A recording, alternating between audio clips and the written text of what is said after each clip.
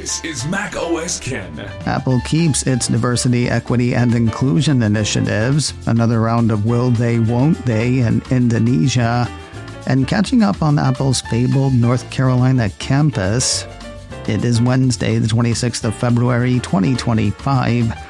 I'm Ken Ray, and this is news from Mac OS Ken. Brought to you by yours truly and sponsored by Incogni.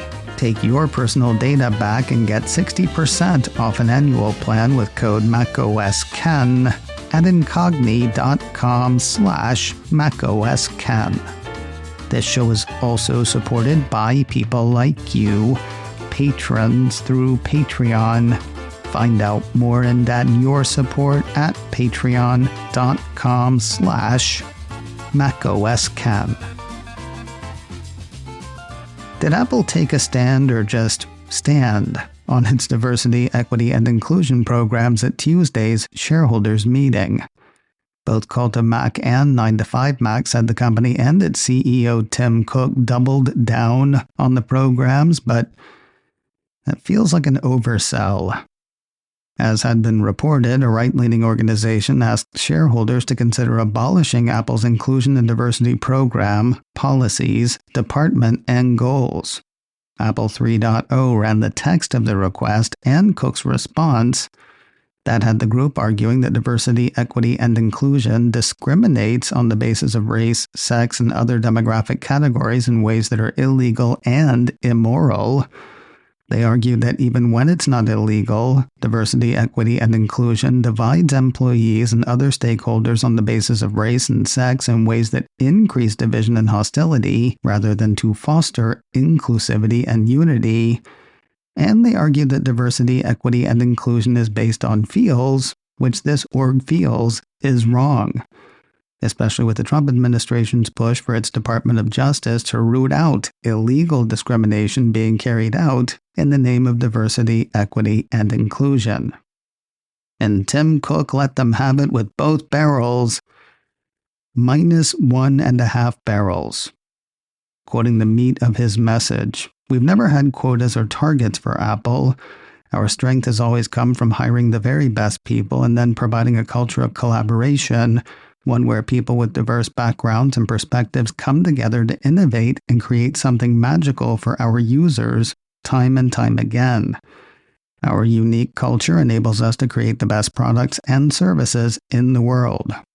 Now, as the legal landscape around this issue evolves, we may need to make some changes to comply. But our North Star of dignity and respect for everyone and our work to that end will never waver.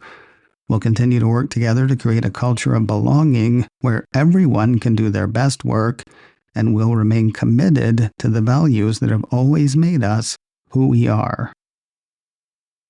It's not nothing, but it's hard to call that doubling down. Anyway, the attempt didn't go anywhere. As usual, the majority voted against all of the shareholder proposals at this year's meeting. Apple's long national Indonesian nightmare may finally be coming to an end. Maybe. Pretty sure we've heard this about 7 times since last fall when Indonesia barred the sale of Apple's iPhone 16 line in the country. That was over a lack of investment, which Apple addressed and addressed and addressed again and again, with offers to lift the ban from the Cupertino company shifting from $10 million to $100 million to $1 billion, offers that Indonesia declined. Now, Engadget cites a Bloomberg report saying the island nation has reached an agreement with Apple to lift the country's ban on iPhone 16 sales. Nothing official from anyone at this point, with word apparently coming from secret people. Secret people.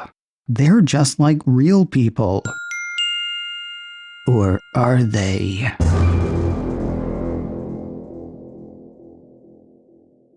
They probably are. Have we talked about the European Union getting Apple Intelligence this coming April? I don't think we've discussed Apple's announcement, so forgive me if I'm repeating myself.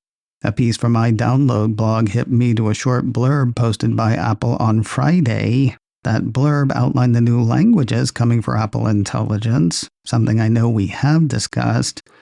It also teased the planned launch of iOS and iPadOS 18.4, along with macOS 15.4 this coming April. With the upcoming software update, says the blurb, iPhone and iPad users in the European Union will have access to Apple Intelligence features for the first time. So now I know we have talked about that. Cool. Photo editing for Apple devices got a big boost on Tuesday, as well as a quiet tweak. On the big side, a piece from Mac Rumors says Adobe has at long last launched a Photoshop app for iPhone. The piece says the iPhone app supports layering, masking, and blending for creating unique designs with AI tools also built in. Yay!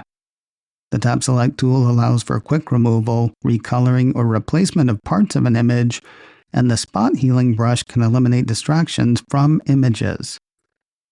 There is more, but that's enough for a start. There's a free version according to Mac Rumors. Full features come at one of two prices. According to the report, the Photoshop mobile and web plan offers combined iPhone, iPad, and web features for $7.99 per month or $69.99 per year. All paid Photoshop plans already include access to Photoshop on the web and will also include access to Photoshop on mobile devices. As for the quiet tweak, a piece from 9 to 5 Mac says Pixelmator has picked up its first real update as an Apple property. If you like the granularity of Pixelmator's update notes before the Apple acquisition, hang on to those memories. Yesterday's update note has a very familiar ring, saying this update contains bug fixes and improvements. There's one more tiny software update about which to tell you. A piece from Mac Rumors says Apple on Tuesday released a new firmware update for its AirPods Max over-the-ear headphones, specifically the Lightning version.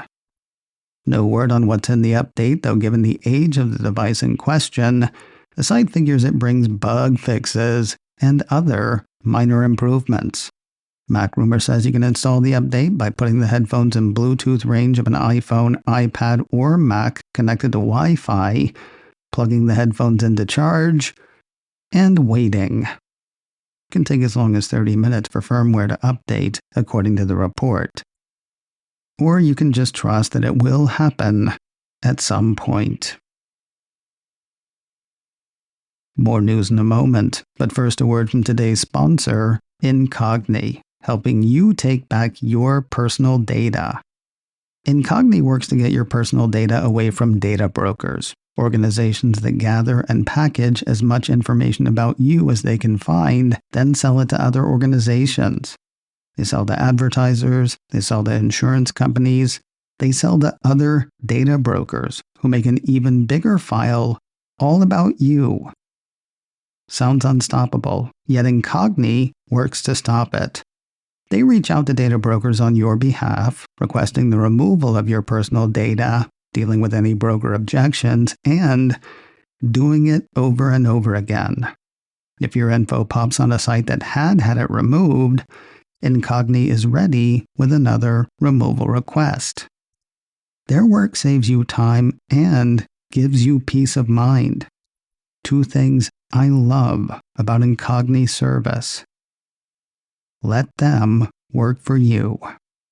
Take control of your data privacy today with Incogni. Get 60% off an annual plan with code MacOSKen at incogni.com/MacOSKen.